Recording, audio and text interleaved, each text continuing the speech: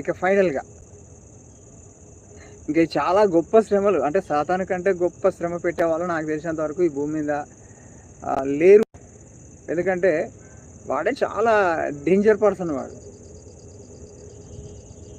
వాడికి సంబంధించిన ముద్ర ఉంటేనే వాడు కామ్గా ఉంటాడు. వాడికి సంబంధించిన ముద్ర లేదంటే వాడికి ఇక వాడు చూపించేటువంటి నరకం ఎట్లా ఉంటుందంటే ఇక అది దేవుడు పెట్టినటువంటి నరకం కంటే ఎక్కువ ఉంటుంది అది. మరి చూసుకోండి, మళ్ళీ వాని చేతిలో జాగ్రత్త. మీరు నేను క్రైస్తవుని కాదు అన్నది మాత్రం విడిచిపెట్టాడు వాడు. తోలు తీస్తాడు. వాడి ముద్ర వేసుకుంటే బతుకుతావు, లేకపోతే లేదు. సిద్ధపడండి. యేసుక్రీస్తు ప్రభువుని నమ్మకపోయినా పర్లేదు, ముద్ర వేసుకోవడానికి అయితే సిద్ధంగా ఉండండి. అది వేసుకున్నా వేసుకోకపోయినా మీరైతే సస్తారనుకోండి. చచ్చిన తర్వాత ఆయనతో కలిసి నరకానికి వెళ్ళేది, మళ్ళీ చెప్తున్నాను. ఇకపోతే మీరు ఆ 666 ముద్ర, ఆ ముద్ర ఏదైతే ఉందో ఆ ముద్ర వేసుకుంటేనే మీకు లైఫ్ ఉంటుంది అని ఇక్కడ చాలా స్పష్టంగా మనకి అర్థమవుతుంది.